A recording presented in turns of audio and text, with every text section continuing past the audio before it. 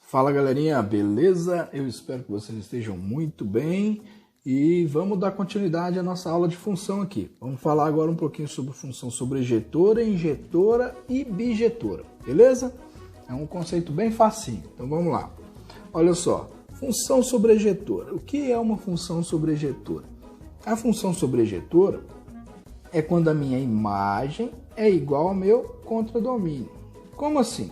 Vamos lá, relembrar. Quem que é o domínio? O domínio são todos os meus elementos de A. Quem é o contradomínio? Todos os meus elementos de B, certo?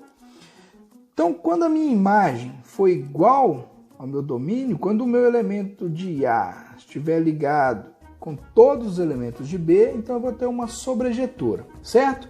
Como assim? Em outras palavras, quando todos os meus elementos de A estiverem se relacionando com o meu elemento de B. Não pode sobrar nenhum elemento em B ali, certo? Então, todos os meus elementos de A estão ligados a um e somente um aqui de B, certo? Ah, mas tem duas setinhas saindo do menos 1 e do 1. Sim, mas está ligado a somente um. E não está sobrando nenhum elemento de B, correto? Então, sobrejetora. O exemplo de uma que não é sobrejetora. Vamos lá. Vamos supor que eu tenho aqui 2, 4, 6, certo? E aqui 3, 2, 1, 0. Então, o 2 está com 3, o 4 está com 2, o 6 está com 1, certo? Só que o 0 sobrou. Se o 0 sobrou, aqui, ó, não está se ligando a nenhum elemento aqui de A, então essa função não é sobrejetora, beleza? Vamos para o próximo aqui então, vamos lá. Vamos lá então, função injetora. O que é uma função injetora?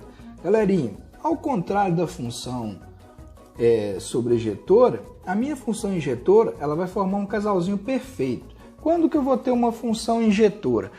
Quando os meus elementos de A, né? Aqui, ó, se os meus elementos de A forem diferentes dos de B, então o meu F de A vai ser o quê? Diferente do meu F de B, correto? Aí sim eu vou ter uma função injetora. De um modo prático, todos os meus elementos de A vão se ligar a somente um elemento de B. Ou seja, eles vão formar um parzinho perfeito, né? Um casalzinho, onde um elemento de A vai poder se ligar a somente um elemento de B, certo? Aí ela vai ser injetora. Vamos ver um exemplo prático aqui, ó. Vamos supor que eu tenho aqui um conjunto A, certo? E nesse conjunto A, eu vou ter alguns elementos aqui. Vamos lá. 3, 6 e 0. E no meu elemento B,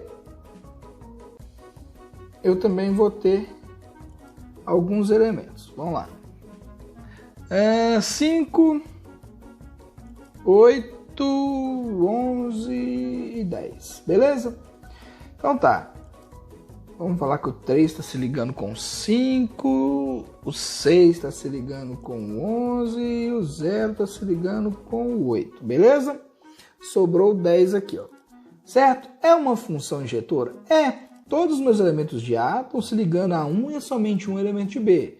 E nenhum elemento de A está mandando duas setinhas, né, para um mesmo número em B. Então, é uma função injetora. Um exemplo de uma função que não é injetora. Vamos lá. Vamos supor que eu tenho aqui um conjuntinho, né? Vou apagar aqui. Vamos supor que eu tenho um conjuntinho aqui de alguns elementos aqui que eu vou arbitrar. Vamos lá. Então eu tenho o conjunto A. Eu vou ter aqui 4, 5, 6, né? Certo? E um elemento B aqui, 5, 0, 2. Beleza? E então tá, vamos lá. Olha só, o meu elemento A está mandando uma setinha para o 5 e um outro elemento de A também está mandando a setinha para o 5. Quando for assim, ela não é injetora. Por quê? Porque dois elementos aqui estão se relacionando com o mesmo elemento em B. Ou seja, o A né, em modos práticos, o A ele vai ter uma imagem B, né, e vamos supor que o 5 aqui é o B, também vai ter a mesma imagem dele. Ou seja, o 4, a imagem dele é 5 e o 5, a imagem dele também é 5. Então, dessa forma, ela não pode ser uma função injetora. Beleza? Vamos para o próximo, então.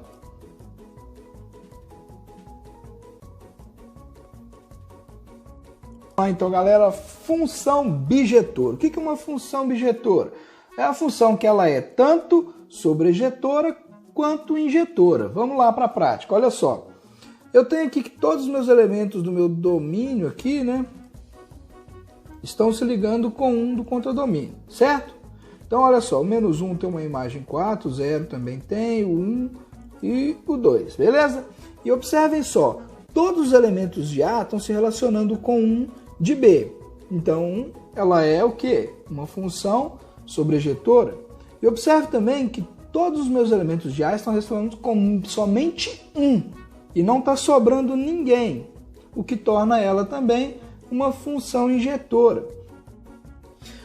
Então é isso aí, galerinha. Espero que tenha ficado claro. Se não ficou claro, nós vamos voltar nisso aí de novo, fazendo alguns exercícios e praticando.